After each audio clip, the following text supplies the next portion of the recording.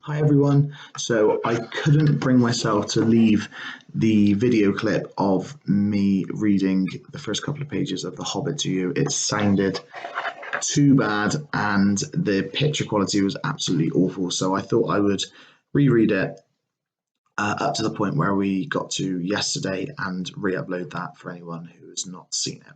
So this is The Hobbit by J.R. Tolkien and Chapter 1, An Unexpected Party. In a hole in the ground there lived a hobbit.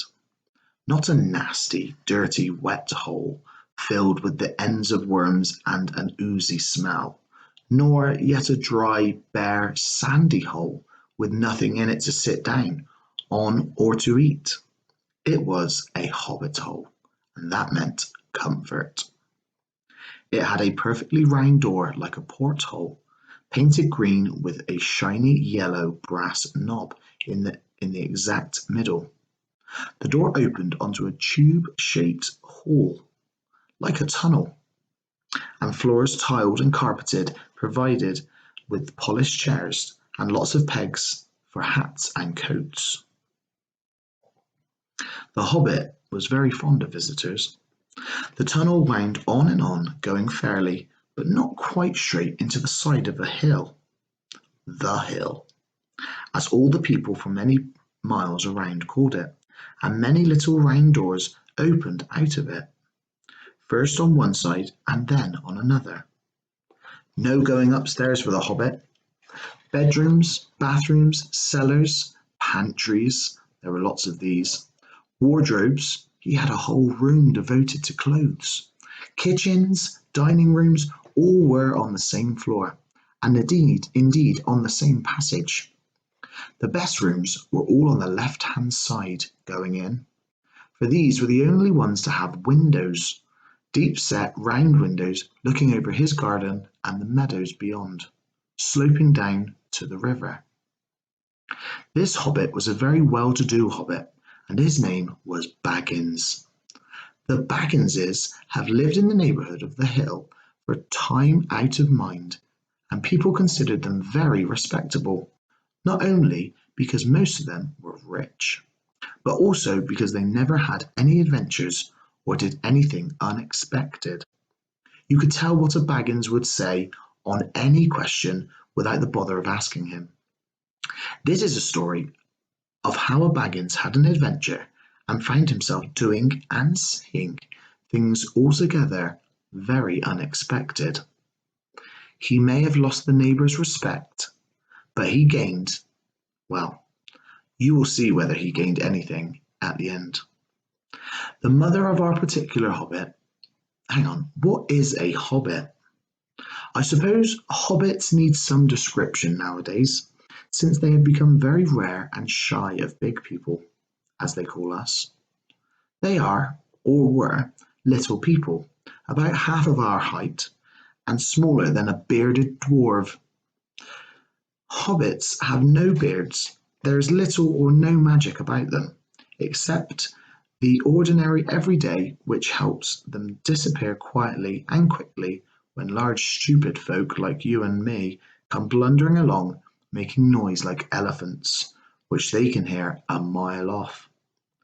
They are inclined to be fat in the stomach, they dress in bright colours, mainly green and yellow. They wear no shoes because their feet grow natural leathery soles, and thick warm brown hair like the stuff on their heads, which is very curly. They have long clever fingers, good-natured faces, and laugh deep, fruity laughs, especially after dinner, which they have twice a day when they can get it.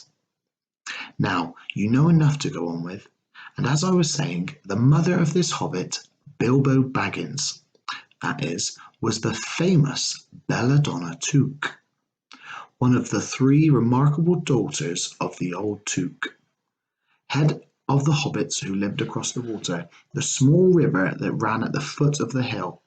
It was often said, in other families, that long ago one of the Took ancestors must have taken a fairy for a wife.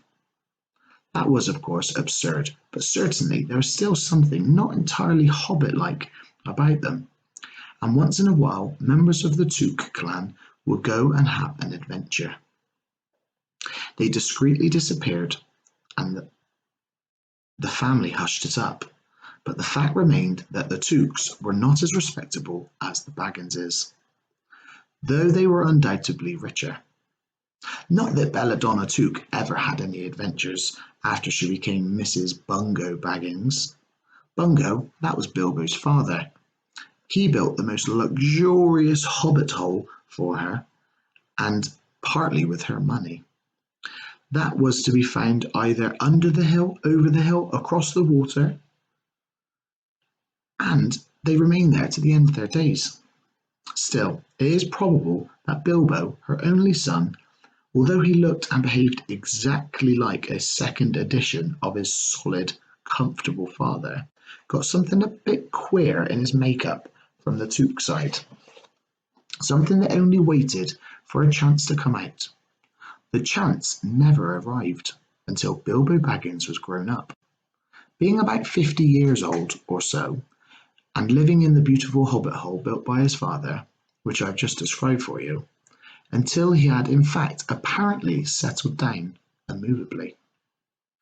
By some curious chance one morning long ago in the quiet of the world, when there was less noise and more green, and the hobbits were still numerous and prosperous, and Bilbo Baggins was standing at his door after breakfast, smoking an enormous long wooden pipe that nearly reached down to his woolly toes, neatly brushed of course. Gandalf came by. Gandalf! If you had heard only a quarter of what I have heard about him, and I have only heard a very little of all there is to hear, you would be prepared for any sort of remarkable tale. Tales and adventures sprouted up all over the place wherever he went, in the most extraordinary fashion. He had not been down the way under the hill for ages and ages, not since his friend the old Took had died. In fact, the hobbits had almost forgotten what he looked like. He had been away over the hill and across the water on business of his own since they were all small hobbit boys and small hobbit girls. All that the unsuspecting Bilbo saw that morning was an old man with a staff. He had a tall pointed blue hat, a long grey cloak, a silver scarf over which his long white beard hung down below his waist, and immense black boots. "Good morning," said Bilbo, and he meant it. The sun was shining and the grass was very green, but Gandalf looked at him from under long bushy eyebrows that stuck out further than the brim of his shady hat. "What do you mean?" he said. "Do you wish me a good morning, or mean that it is a good morning whether I want it or not, or that you feel good this morning, or that it is a morning to be good on?" All of them at once," said Bilbo, "and a very fine morning for a pipe of tobacco out of doors, into the bargain. If you have a pipe about you, sit down and have a fill of mine. There's no hurry, we have all the day before us." Then Bilbo sat down on a seat by his door, crossed his legs, and blew out a beautiful grey ring of smoke that sailed into the air without breaking and floated away over the hill. "Very pretty," said Gandalf, "but I have no time to blow smoke rings this morning.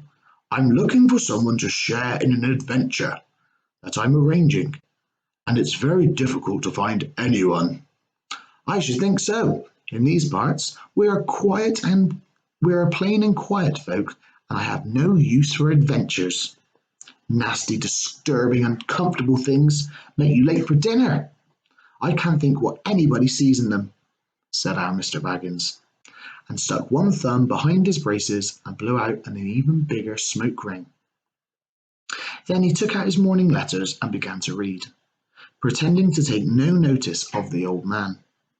He had decided that he was not quite his sort and wanted him to go away. But the old man did not move. He stood leaning on his stick and gazing at the hobbit without saying anything, until Bilbo got quite uncomfortable and a little cross.